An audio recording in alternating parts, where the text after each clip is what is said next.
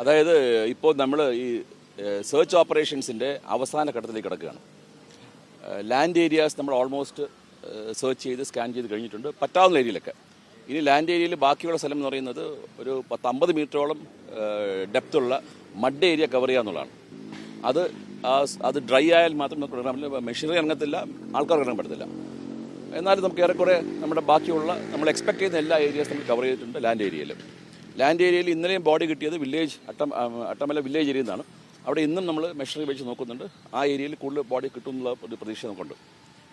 ഇന്നലെ നിങ്ങൾക്കറിയാം, ഇന്നലെ നമ്മൾ കൂടുതലും കോൺസെൻട്രേറ്റ് ചെയ്തത് റിവർ സൈഡിലാണ്. ഇവിടെ നിന്ന് താഴോട്ട് പൊത്തുകല്ലുള്ള സ്ഥലത്താണ് നോക്കുന്നത്. കഴിഞ്ഞ ഒരു 7 ദിവസമായിട്ട് പാരലി മലപ്പുറത്തെ ഓരോ പോലീസ് ടീമും ചെയ്യുന്നുണ്ട്, ലോക്കൽ വോളണ്ടിയേഴ്സൊക്കെ ചെയ്യുന്നുണ്ട്. ഇപ്പോൾ ഇന്ന് നമ്മൾ അതിനകത്ത് ഒരുപാട് ഇൻഅക്സസിബിൾ ഏരിയാസ് ഉണ്ട്. ഇപ്പോൾ 2 പ്രാവശ്യമായിട്ട് തന്നെ ലോക്കൽ വോളണ്ടിയേഴ്സ് പോയ ആൾക്കാർ അതിനകത്ത് സ്റ്റാൻഡേർഡായി. ആദ്യം നമ്മൾ റെസ്ക്യൂ ചെയ്തു. ഇന്നലെ നമ്മൾ ഏതാണ്ട് 18ഓളം പേര് ലോക്കൽ വോളണ്ടിയേഴ്സിനെ കേരള പോലീസ് SOG ടീമാണ് പോയി റെസ്ക്യൂ ചെയ്തതല്ല. അപ്പോൾ അത് കുറച്ച് ഡിഫിക്കൽട്ടാണ്. നമ്മൾ ഇപ്രാവശ്യം ചെയ്തതെന്ന് വെച്ച് കഴിഞ്ഞാൽ ലോക്കൽ വോളണ്ടിയേഴ്സിനെ ഒഴിവായിക്കൊണ്ട് കേരള പോലീസിൻ്റെ SOG, അതുപോലെ തന്നെ ആർമിയുടെ കമാൻഡോസ്, അവരെ കാതക് എന്ന് പറയുന്നത് ആർമി കമാൻഡോസ് കാതക്, അവരുണ്ട്. അപ്പോൾ അവർ രണ്ടും കമ്പൈൻ ചെയ്തിട്ട് 2 ഫോറസ്റ്റുകാർ ഗൈഡായിട്ട് എടുത്തിട്ടുണ്ട്. 2 സോട്ടിയായി ഡിവൈഡ് ചെയ്തിട്ട് 6 പേര് ടീം. അതായത് ആദ്യം പോകുന്നത് 2 ഫോറസ്റ്റും 4 ആർമിയുമാണ്. രണ്ടാമത് പോകുന്നത് 4 SOGയും 2 ആർമിയുമാണ്.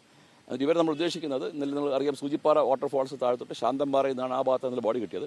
അപ്പോൾ സൂചിപ്പാറ വാട്ടർഫോൾസ് തൊട്ട് ശാന്തമ്പാറ അവിടെ നിന്ന് ഒരു 6 മീറ്റർ സ്ട്രെച്ചിലേക്ക് നമുക്ക് ഇന്നലെ ബോഡി കിട്ടിയ സ്ഥലത്തേക്ക് നമ്മൾ എയർ ഡ്രോപ്പ് ചെയ്യാനാണ് നോക്കുന്നത്. എയർ ഡ്രോപ്പ് ചെയ്തതിന് ശേഷം അവിടെ ആ ഭാഗം സെർച്ച് ചെയ്തതിന് ശേഷം എന്തെങ്കിലും ബോഡി വന്നിട്ടുണ്ടെങ്കിൽ പിന്നെ അവിടെ നിന്ന് എയർ ലിഫ്റ്റ് ചെയ്യാൻ നോക്കുന്നത്. കാലാവസ്ഥ പ്രതികൂലമാണ്. നമ്മൾ കുറച്ചുകൂടി നേരത്തെ പോകാൻ പ്ലാൻ ചെയ്യുന്നത്. കാലാവസ്ഥ പ്രതികൂലമായതുകൊണ്ട് തന്നെ അത് കുറച്ച് ഡിലേഡ് ആവുന്നുണ്ട്. കോഴിക്കോട് എന്തായാലും പോകേണ്ട ഹെലികോപ്റ്റർ ലിഫ്റ്റായി വന്നിട്ടുണ്ട്, ഇവിടെ ലാൻഡ് ചെയ്യുന്നുണ്ട്. അതിനുശേഷം കാലാവസ്ഥകൾ നോക്കിയിട്ടായിരിക്കും ഓപ്പറേറ്റ് ചെയ്യുക. ഈ കോഴിക്കോട് നിന്ന് വരുന്ന ഹെലികോപ്റ്റർ വരുന്നത്? അതെ, നേവിയിലാണോ അതോ എയർഫോഴ്സ് ആണോ? നമ്മുടെ അല്ല വിളിച്ചില്ല, നേവി. ഇപ്പോൾ നിലവിൽ അവിടെ എത്ര മണിക്കൂർ പരിശോധിക്കണം, അങ്ങനെ ഒരു ടൈം ഷെഡ്യൂൾ? ഇല്ല, ഇതിനകത്ത് സ്കെഡ്യൂളൊന്നുമില്ല. നമ്മൾ ഉദ്ദേശിക്കുന്നതെന്ന് പറഞ്ഞു കഴിഞ്ഞാൽ, ഇന്നലെ നമ്മൾ എത്തിപ്പറ്റി ബോഡി കണ്ടതും എന്നാൽ നമുക്ക് ലാൻഡ് വഴി ആക്സസ് ചെയ്യാൻ പറ്റാത്ത കുറേ ഏരിയാസ് ഫോറസ്റ്റാണ്. ആ ഏരിയക്കകത്ത് എത്തുക എന്നുള്ളത്. അപ്പോൾ അതിനകത്ത് പോകുന്ന ആൾക്കാർ സ്റ്റാൻഡായി പോകണം. അതിൽ ഏരിയയ്ക്ക് ഇനിയിപ്പം ലോക്കൽ വോളണ്ടിയേഴ്സ് ആക്സസ് കാണുന്നില്ല. ഇപ്പോൾ ഇത് ട്രെയിൻഡ് ആയിട്ടുള്ള ആൾക്കാരാണ്, കമാൻഡോസും SOGയിലെ കമാൻഡോസാണ് പോകുന്നത്. 2 കമാൻഡോസാണ് പോകുന്നത്. അപ്പോൾ അതുകൊണ്ട് തന്നെ ട്രെയിൻഡ് ആയിട്ടുള്ള ആൾക്കാർ പോകണം. അവർക്കത് അറിയാം എങ്ങനെ ചെയ്യുന്നുള്ളൂ. അവർ പോയി എയർ ഡ്രോപ്പ് ഇറങ്ങിയിട്ട് ആ പറ്റാവുന്ന ഏരിയ സെർച്ച് ചെയ്യാന്നുള്ളതാണ്. ബോഡി കിട്ടുകയാണെങ്കിൽ നമ്മൾ എയർ ലിഫ്റ്റ് കൊണ്ടുപോകും. ഏറ്റവും ഒരു സങ്കീർണമായ അല്ലെങ്കിൽ വലിയ കാഠിന്യം നിറഞ്ഞ ഒരു സിറ്റുവേഷൻ ആണോ ഇത്? അല്ല, റെസ്ക്യൂ ഓപ്പറേഷൻ മൊത്തം ടഫാണ്. നിങ്ങൾ കണ്ടിട്ടുണ്ടാകും. അതിനകത്തൊരു ഇപ്പം നമ്മൾ ചെയ്യുന്ന കാര്യം എന്ന് വെച്ചാൽ ഇൻഅക്സസിബിൾ ആയിട്ടുള്ള ഏരിയയ്ക്ക് സ്പെഷ്യലൈസ്ഡ് ആയിട്ട് ട്രെയിൻഡ് ആയിട്ടുള്ള ഫോഴ്സിനെ അയക്കാന്ന് ഇപ്പോൾ ചെയ്തു. ഈ ഫോറസ്റ്റ് ഉദ്യോഗസ്ഥർ ഉൾപ്പെടുത്തിയിട്ട് അവർക്ക് ഈ ടെറൈനെ കുറിച്ച് ധാരണ? തീർച്ചയായും ഫോറസ്റ്റുകാർ നമ്മൾ ഗൈഡായിട്ട് ഉപയോഗിക്കാം. 2 പേരെ എടുത്തിട്ടുള്ളൂ. 2 പേരെ ഫോറസ്റ്റ് ആൾക്കാർ ഗൈഡായിട്ട് എടുക്കുകയാണ്. അവർക്ക് പറ്റിയ ഓപ്പറേഷൻ അറിയില്ല, ഗൈഡായിട്ട് എടുത്തിട്ട് ഓപ്പറേഷൻ പോകുന്ന ടീംസ് എല്ലാം വെൽ ട്രെയിൻഡ് ആണ്. അവർ ഇതുമായിട്ട് എക്സ്പോസ്ഡ് ആണ്. അവർ നേരത്തെ ചെയ്തിട്ടുള്ള ആൾക്കാരാണ്. അവർക്ക് ഏരിയ, എസ്പെഷ്യലി കേരളത്തിലെ SOGക്കാർക്ക് ആ ഏരിയ നന്നായിട്ട് അറിയാവുന്ന ആൾക്കാരാണ്. അപ്പോൾ എത്ര മണിക്കൂറാണ് റെസ്ക്യൂ ഓപ്പറേഷൻ? വൈകുന്നേരം? അല്ല, അങ്ങനെ മണിക്കൂർ എന്നുള്ളതല്ല, പരമാവധി ഇനി 3-4 ദിവസത്തേക്ക് ഇങ്ങനെ ചെയ്യാൻ നോക്കാം.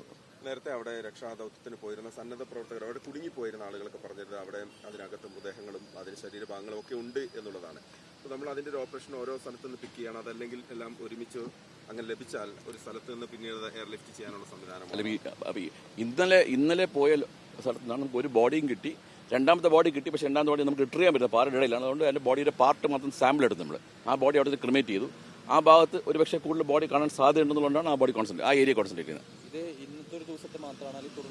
അല്ല, ഇന്നലെ അങ്ങനെയല്ല. ഇത് നമ്മൾ ഇന്ന് മുതൽ ഈ ഒരു ഓപ്പറേഷൻ സ്റ്റാർട്ട് ചെയ്യണം. ഞാൻ നേരത്തെ ഇന്നലെയും പറഞ്ഞിരുന്നു. അത് ഇനിയും നമ്മുടെ ഏരിയ ഓഫ് കോൺസെൻട്രേഷൻ എന്ന് പറയുന്നത് ഈ റിവർ സൈഡും വാലി സൈഡുമാണ്. അവിടെയും കൂടെ മാക്സിമം നമുക്ക് പറ്റാവുന്ന ആ ഭാഗത്തുള്ള എല്ലാ ഏരിയയും സ്കാൻ ചെയ്യുക എന്നുള്ളതാണ്. അതാണ് ഇപ്പോൾ നോക്കുന്നത്. അല്ല, അതിപ്പം നിങ്ങൾക്കറിയാം, ക്ലൈമറ്റ് മോശമാണ്. അത് ലാൻഡ് ചെയ്തതിന് ശേഷം ആ ക്ലൈമറ്റിനോട് നോക്കിയിട്ടാണ് ചെയ്യുന്നത്.